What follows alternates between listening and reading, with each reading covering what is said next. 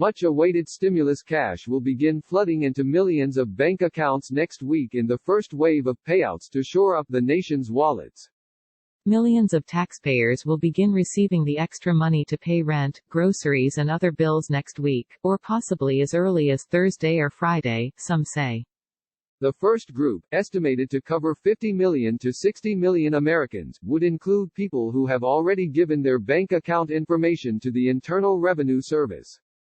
The first group also would include Social Security beneficiaries who filed federal tax returns that included direct deposit information, according to an alert put out today by U.S. Representative Debbie Dingell, D-Mich.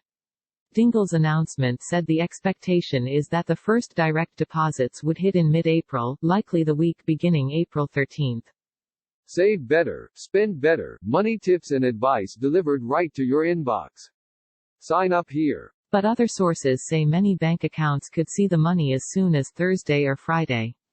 Here's something you need to know. For security reasons, the IRS plans to mail a letter about the economic impact payment to the taxpayer's last known address within 15 days after the payment is paid. The letter will provide information on how the payment was made and how to report any failure to receive the payment. If a taxpayer is unsure they're receiving a legitimate letter, the IRS urges taxpayers to visit irs.gov first to protect against scam artists. If you filed your 2019 tax return, for example, the IRS is going to use the same bank account information that you might have supplied for the direct deposit for your income tax refund. You'd want to check your account to verify whether the money has arrived. If you did not yet file a 2019 return, the IRS is using information from your 2018 tax filing to calculate the payment. And the money would be deposited directly into the same banking account reflected on the return. The next wave of money could begin as early as the week of April 20 for a group of people who receive Social Security benefits via direct deposit but may not make enough money to be required to file a federal income tax return in 2018 or 2019. You will not need to file any extra forms to receive this money.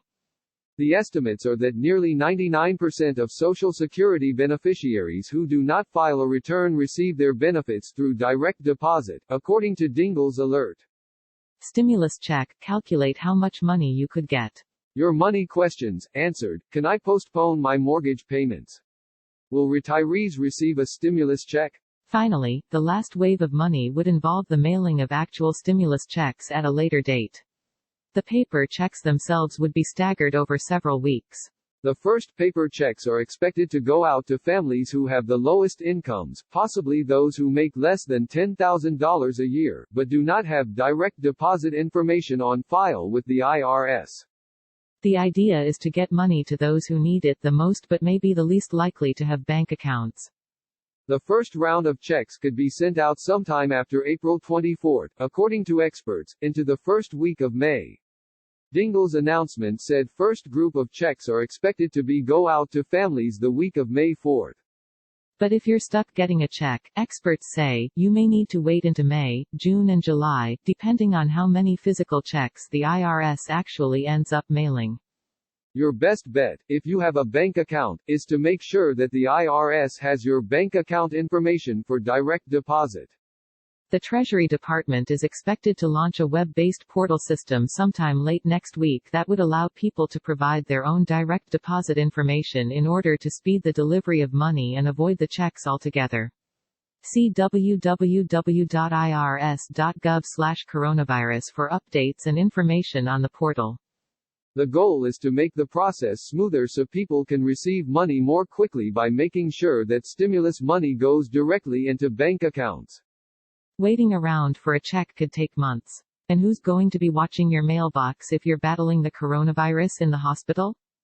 Thieves who make stealing our money their business also would be watching mailboxes, then attempting to steal checks and later cash them via unreputable outfits. How much money you get will depend on your adjusted gross income, based on information on your 2018 or 2019 tax return.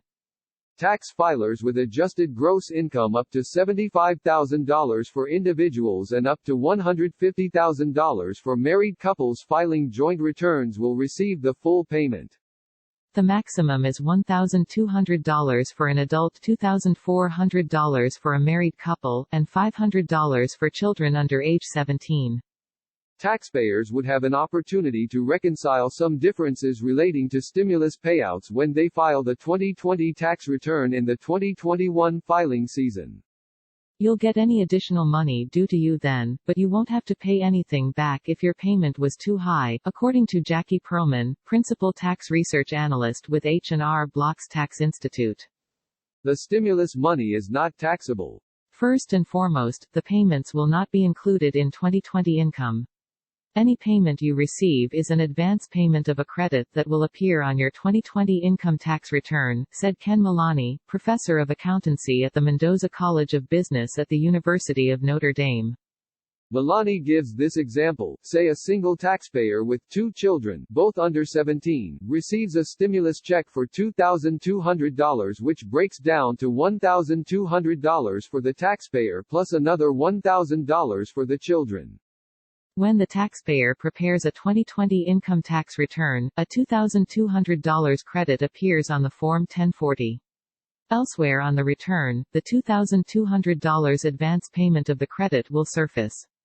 The result is a wash, he said.